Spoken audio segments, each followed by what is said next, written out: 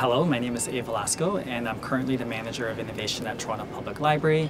I use the pronouns he, him, and my team and I, we support the planning, implementation of digital innovation services at the Toronto Public Library.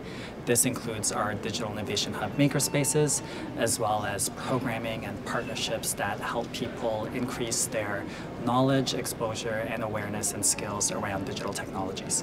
So libraries have always played a role in giving the communities equitable access to information. And we're huge defenders of intellectual freedom, and also equity and inclusion is a big part of the work that we do. It's embedded in everything we do.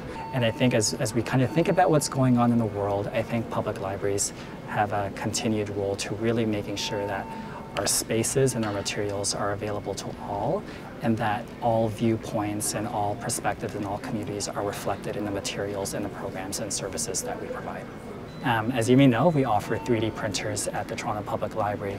So when our hubs were closed for a few weeks during the early days of the pandemic, there was a local hospital that was producing PPE to support frontline workers in the hospitals. So we lent them 10 of our 3D printers to support 3D printing parts to create face shields to support frontline workers, and our 3D printers helped support the creation of about 500 face shields during the time that they were loaned out. In 2022, mid-July, we launched a CO2 monitor lending program at the Toronto Public Library through our Digital Innovation Hub makerspaces. So this is right here.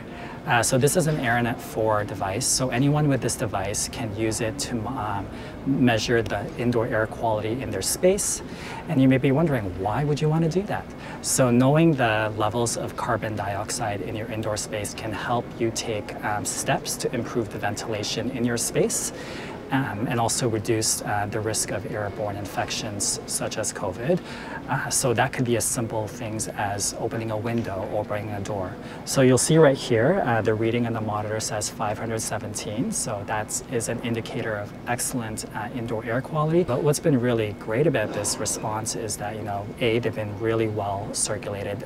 In the first 6 months they were available, we had about 550 checkouts, received a ton of attention on social media. We posted a tweet about this from the Toronto Library account. It was the top tweet of the year.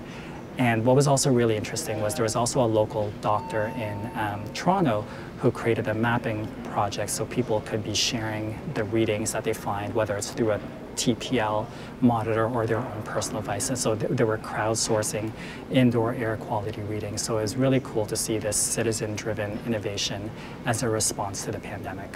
When I think about the future of Toronto, and specifically the lessons and experiences from the pandemic, one of the things that really resonated with me through the pandemic was a lot of the citizen and community-led innovation, right? So because we were all facing this together, this unprecedented event for the first time, you saw a lot of innovations. You saw a lot of governments working with community and organizations and really just trying to innovate and be agile and nimble as fast as you can. So that's where you saw solutions like the CO2 monitor. You saw pop-up vaccine clinics.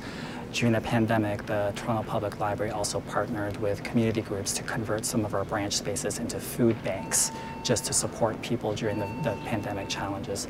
So what I hope would happen in the future is that as we think about the pandemic, we don't lose that agility, that nimbleness, and that there's a larger role for citizens and communities to play to come together, whether it's at a space like the library, and work together with government and organizations to innovate and to create solutions that responds to the challenges of the present day, hopefully not another pandemic.